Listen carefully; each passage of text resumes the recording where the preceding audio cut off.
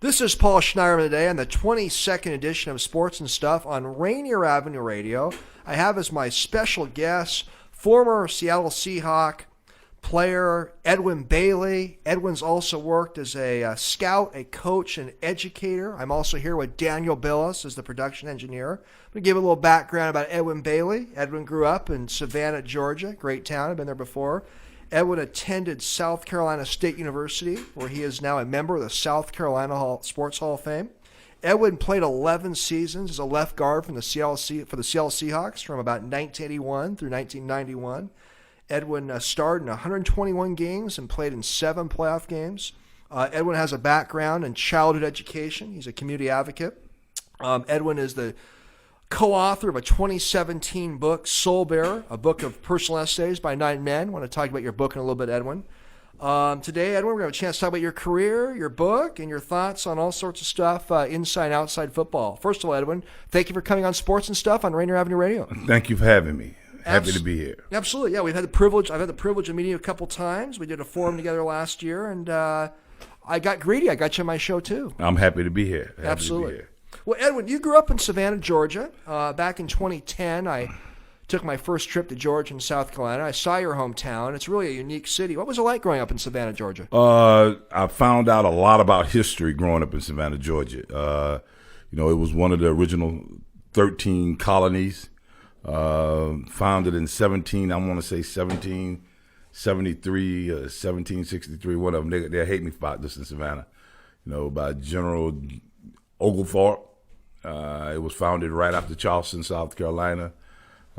Just a great place to grow up, man. A lot of rich history. You know exactly where you're from. You as a young black man, you know exactly what plantation your family came from, and I think that's big. Picnics, go and hang out in the summertime, nice and shaded, with all the moss and all of that tradition and all that look of the deep, deep South. Well, next time that I mention, I'll have to mention the jewels in Savannah next time. I won't say parks. They'll know that you've been talking to an original person from Savannah, Georgia. Great insight. Okay, Edwin, you attended South Carolina State University, where you played football there. Tell us about attending South Carolina State University, and give me some of your thoughts on historically black colleges. Again, another place with a lot of rich history, a lot of rich tradition. My first 2 years of college football was played under Willie Jeffries, the first African-American coach at Division I level. When he moved, what college did he go to? In Oklahoma to a college. I can't remember the name of it right now, but he moved from South Carolina State there. We had a lot of football players. My senior year, we had 5 football players drafted. In the 4 years I was there, I played with maybe like 20, 21 draftable ball players, maybe about 15 or 20 free agents. Very competitive. Very, very competitive. My senior year, we won 10 consecutive games and lost our final game to a very good Grambling team that was led by Everson Walls. And just a great time to be in school. You had a great experience there. College. Yes. Edwin, living on the West Coast, we don't hear as much about historically black colleges on the West Coast. Give us some thoughts on attending a historically black college, and where do you see historically black college institutions headed in the future? Well, I'm hoping that they're heading in a positive direction. A lot of kids are somewhat intimidated.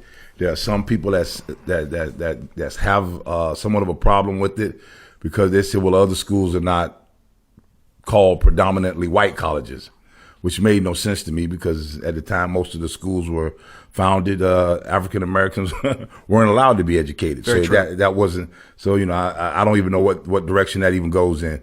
But I was told by my father, in 1976, maybe about 2 or 3 weeks before he passed away, you might want to go to a school where you can see somebody that looks like you.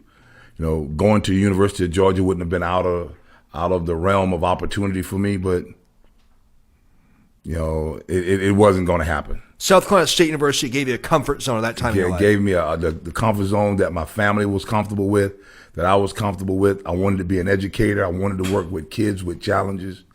I must admit that the teachers in the education department was as stout and as strong and would drive you just as hard as the football coaches did, because when you leave there with a degree in education, you were going to also represent them. So they made sure that you had everything that you needed to succeed in education. This is Paul Schneiderman on Sports and Stuff on Rainier Avenue Radio with Seahawks legend Edwin Bailey, and I got Daniel Billis today as the production engineer of this show. Edwin, you earned your degree later at Charter Oak College, I believe? Yes, online college. My intentions were when I left college, when I left South Carolina State and moved to Seattle in 1981, I was only 7 credits from receiving my degree. And in the late 90s, the early 80s is when football, especially at the professional level, became a year-round deal, And that wasn't the excuse that I didn't get my degree.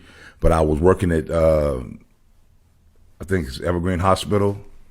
I also worked in the school system on the east side for a couple of months. And then once I got out of college and I retired from the NFL, I decided, hey, I need to go back. So I only needed 7 credits. So it was like 3 classes I had to take. You went back and did it. Yes. And Edwin, you work as an educator now. Tell us about the kind of work you do in education.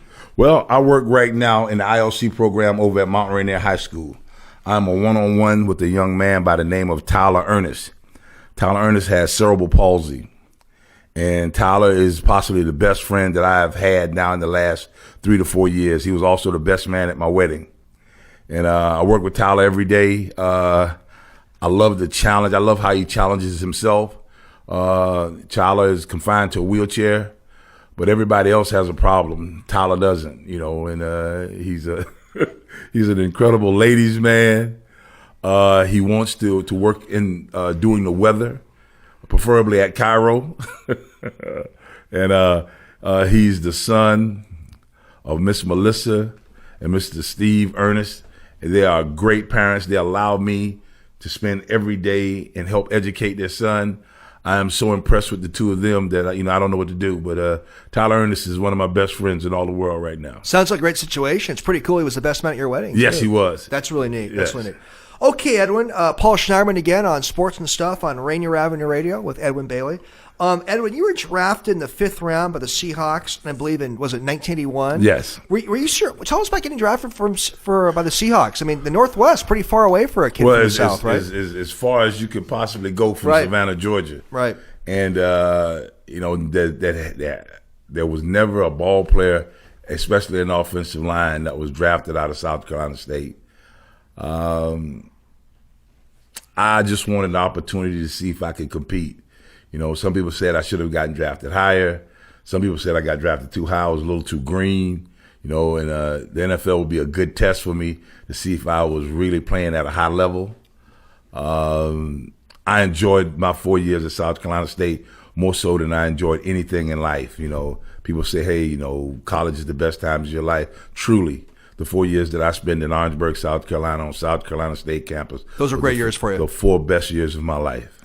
Edwin, I know you had a very sad family loss this week. My condolences again to you losing your father-in-law. And you also lost this week somebody else that I believe you knew pretty well, Chuck Knox. Chuck Knox. Yeah, tell us what it's like playing for Chuck Knox. What impact did Chuck Knox have on you? Chuck Knox, with Chuck, when it gets simple, it's 8th grade Swickley. And Swickley is where he grew up. And I guess he went to Swickley High School. And, when it's get rough and gets tough and it's hot and you're tired and you're mad, he just say it's 8th grade Swickley. Don't tell me how rough the waters is. Back the boat in.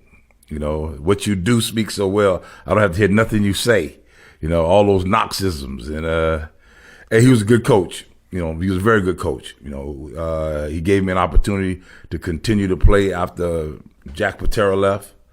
And I enjoyed all 9 years I played for Chuck. And did you have a good one-on-one connection at Chuck Knox? Yes. Yeah. Chuck Chuck was a pretty good guy, man. I met all of his family and all of his friends from Swickley, and it seemed like all of them was cut from the same cloth, hardworking, I guess that's a coal miner's town, and from Pennsylvania. Yeah. Like I told Chuck, he didn't do any coal mine working because his hands was too soft, and he made sure that. But Chuck was a good guy. He came hard road. And he understood exactly what you need to do, to get to where you want to get to in life. And especially if you want to use football as an avenue, and he gave me some good insight, some things that I use to this day. Well, I really appreciate your perspectives and your kind words about Chuck Knox, and let him rest in peace. Seemed like he was a great guy. He was a great guy, yes. Edwin, you played for 2 different ownership groups, I believe, when you played for the Hawks for 11 years. You played for the Nordstrom ownership group. You also played for the Ken Behring ownership group. Give us some insights about those 2 ownership groups. They were sure different, weren't they? They were different. The Nordstroms was family owned, and when you played here with the Nordstroms, you truly felt as if you were a part of their family. The father, he'd come in and his sons are trying to get him to move along on the plane so the plane can get out of the air, but he wants to stop and have a personal relationship with each and every guy along that walkway on that Alaskan airline, getting to his seats. Was that John Nordstrom? Elmer Nordstrom is the dad, right? Okay. And then Elmer the son. Okay. But they all would be there. You're really fond of them. Yeah. Oh yeah. And he had a great time. And there was a gentleman in Savannah, Georgia, by the name of Mr. Jacob Fines, and he was friends with them. Mr. Fines said that his family and their family came from the old country together. And he stayed in Savannah, Georgia, and the Nordstroms came on out this way. And Fines department store in Savannah, Georgia is one of the better department stores. And he brought me in and sat me down and talked to me. And it was amazing that, all my life I've been knowing somebody that was closely affiliated with the Nordstroms. And again, the Nordstroms was a great group of people. I went to their grand opening, and when they opened their first store in Virginia, their first store on the East Coast, and they welcomed me, man. They put me up. We had a great time. I understood what the business of football is all about. Well, through them, but it was still a family-oriented business. Behring ownership group was different, though, as we talked about. Behring was different. Behring was more, as Chuck Knox would say, a shot in the beer back kind of guy. The very first time we met Mr. Behring, he came down to the watering hole with us and picked up the tab, and sat there to the bar with us and had a great time, man. So it's just, what do you like? What kind of guys do you like? The Nordstroms was all about business, quality. Behring was all about business. But he came out with the boys and hung out a little bit. Interesting. Yeah. So, but I had no problems with either one of them. Behring's attempts to move the team, obviously, are a little stigma in his reputation in Seattle years ago. That's the business part of it. It didn't take long for him to move the Sonics, so he wasn't the only one that was thinking that way. But Ken Behring was a good guy to me, man. He just, again, every time he came to town, he found out where the watering hole was, came down, sat down, and picked up the tab. You get tied in. Paul Schneiderman of Sports and Stuff on Rainier Avenue Radio with my special guest, Seahawks legend Edwin Bailey. Okay, Edwin, so I was looking at your career a little bit, and in 1983, the Seahawks went 9-7 and got to the AFC Championship game against the Raiders. Was that the best year of your career, that 1983 Seahawks year? Nah, 86 was my best year. That's the best year. That's the best football I played in the whole time that I was here. 86, 88, 87, that I'd matured to a point to where I had to show up. I understand about showing up and doing the job. 83 was a very good year. It was Kurt Warner's rookie year. As the Seattle Seahawks, we found out that we could play well. I had an opportunity to really appreciate the fact of having a Hall of Famer in the huddle, and by the name of Steve Largent. And I've heard of him, by the way. Yeah, you talk about the big time defensive backs, the big time corners. Kansas City had a quality set of cornerbacks. Cleveland Browns had a quality set of cornerbacks. The Denver Broncos had a quality set of cornerbacks. The Raiders cornerbacks that speak for themselves for years. And Steve Largent produced against all of those teams. Man. Old AFC West, Edwin. Yes. Was Warner the best back that you blocked for? Kurt Warner? Yes. Yeah. Kurt Warner was one. and John L. Williams was 1'8". He was a big guy, John L. John L. Williams. Williams was just John L. Williams had the running ability of Kurt Warner, the hands of Steve Largent. You know, he was an incredible run blocker, could pick up the blitz. You know, John L. was just a quality guy. You in touch with all those guys still? Yes. We still talk. You know, when we get an opportunity to. And I want to ask about something else, and this has become a big story in Seattle this week and around the country. As we know, Robinson Cano of the Mariners got suspended for a PED issue, and no one quite knows exactly what happened, but Robinson's taken an 80-game suspension. Edwin, football is a very tough sport. Yes. Do you have any insights on whether football players should be able to use medical marijuana and other drugs to at least alleviate some of their symptoms and injuries? Well, whatever's, you know, I won't say whatever it takes, because that's not a good approach. I understand. But, you know, I hurt like hell now. You know, I hurt like pure hell, you know. And it was been a few years back when things like marijuana, you know, I kind of pushed it to the back. It wasn't important to me. I couldn't afford to get busted with it, and I couldn't afford to get busted with it in my system, you know, as the Mariner understands now, you know. But you got to do something. You know, I try to walk 2 or 3 miles a day, and hell, I hurt after walking 2 miles a day like I played a game. And if marijuana is your choice, and it's legal, and it is being legalized in a lot of places right now, if that's going to ease the pain, you got to do what you got to do. You like to see NFL relax their current drug policies, then? No, I won't say that because there's a lot of things that's going on in the National Football League now. You know, I think there's you got to make sure that you have the guys that's mature enough to be able to understand what they're doing. You know, and when marijuana was illegal, they had some issues with it, you know. But you got to be careful when you give it to everybody. Everybody's not going to respond to it the same way.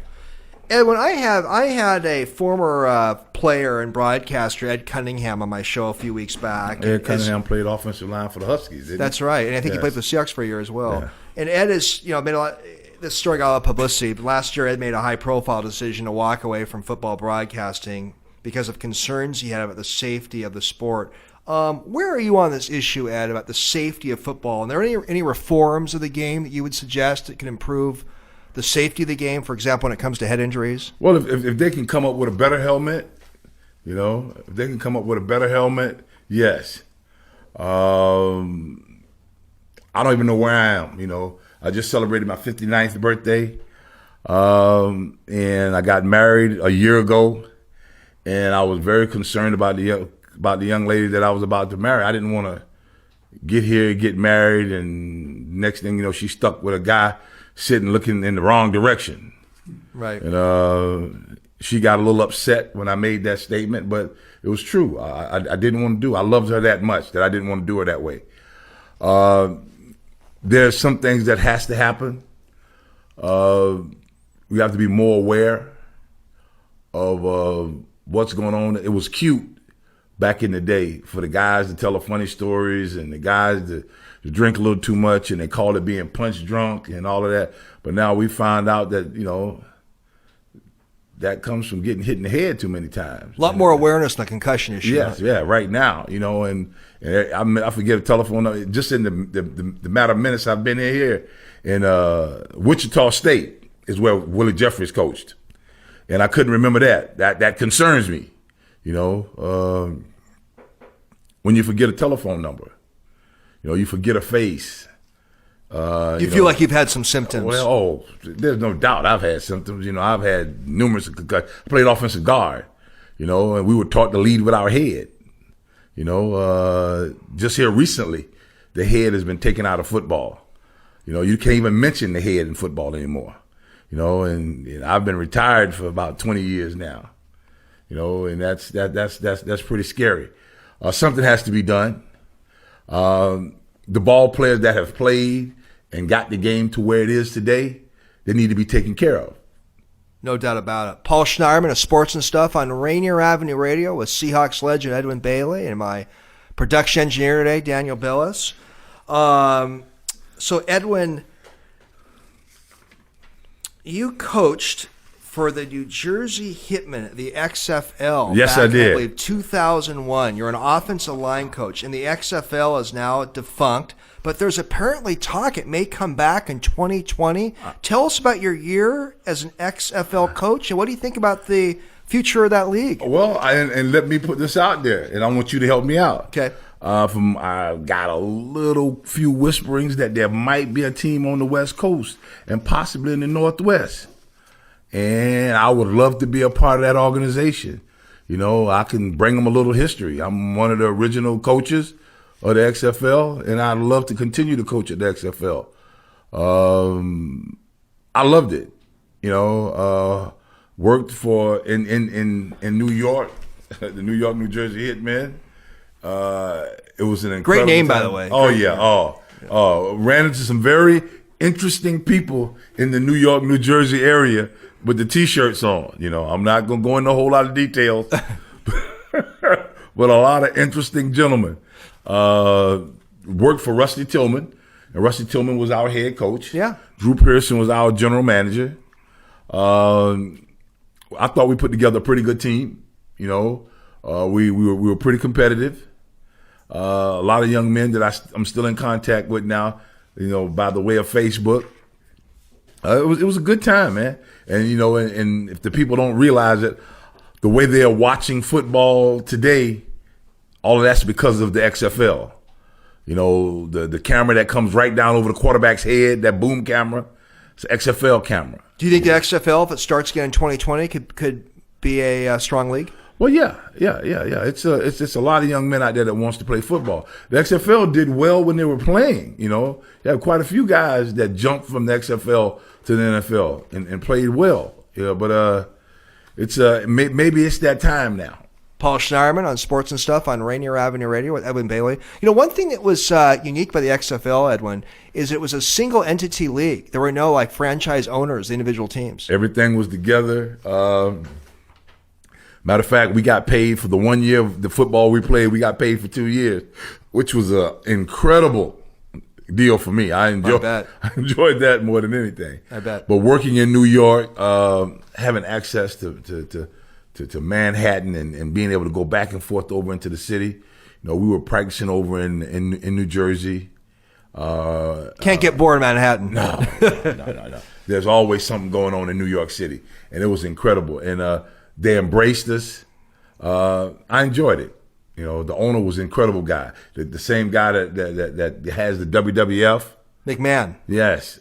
And I mean, we had access to the restaurants, all the shows and everything. It was a great experience. Edwin, tell us about your book, your 2017 book that you're a co-author of. Tell us about it a little bit.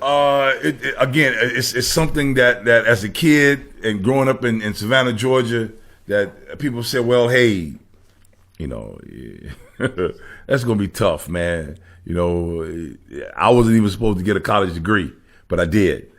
I had a cousin who lives in Atlanta, and she told me that me and my boys, we get on Facebook, we start telling stories, and she said, you know, cuz you need to write a book, man. You really need to write a book. This lady contacted me. She had a group of about 9 or 10 African-American young men who either started out in a rough way and kind of weathered the storm and came out on the other side pretty good. As I always tell everybody, I don't have a rags to riches story. I grew up in a 2-parent home, older sister, younger brother. Both parents worked, went to church on Sunday. Pretty stable family. Oh yeah. Played Pop Warner baseball, played Pop Warner football. Matter of fact, I'm right where I'm supposed to be based on, you know, what my family and what my mom and dad did for me in life. You know, there's no, it was luck of the draw. But you still had some wisdom in the book, of course. Oh yeah. Well, without a doubt, you know, I had to stick to the plan, you know, and I always tell everybody that my senior year in high school and going into my freshman year in college, my mom took a door key. She told me, hey, there's no more room at the end. You got to go do what you got to do. Soul Bearer. Well, I want to read it, Edwin. Edwin, we're almost over. When time flies, you're having fun. I can't believe we have less than 2 minutes now. Real quickly, Edwin, who are a couple good defensive players that you played against that really you thought really tough when you were a guard for the Hawks for all those years? Can you mention a couple that really stood out? Matt Millen. Tough guy, huh? Michael Dean Perry. A couple of blocks. A couple of guys that came to play, played hard. Matt Millen might have been one of the better defenders that I played against. The linebacker from the Denver Broncos, they call him the White Rhino. I can't think of his name. Good player, though. Yeah, outstanding player. Well, I was kind of curious. We could talk for hours about all the defensive guys you played against. Well, Edwin, we're wrapping it down now. What does the future hold for Edwin Bailey? Well, I'm working on my master's. I want to get my master's in counseling. The NFL will pay for it. My wife is a 35, almost a 40-year person at Boeing. She even told me that Boeing will pay for it. So if the opportunity's out there, I'm going to get my master's, and maybe it'll keep me in education a little longer. And you want to continue working with this gentleman that has cerebral palsy? Tyler Ernest, yes.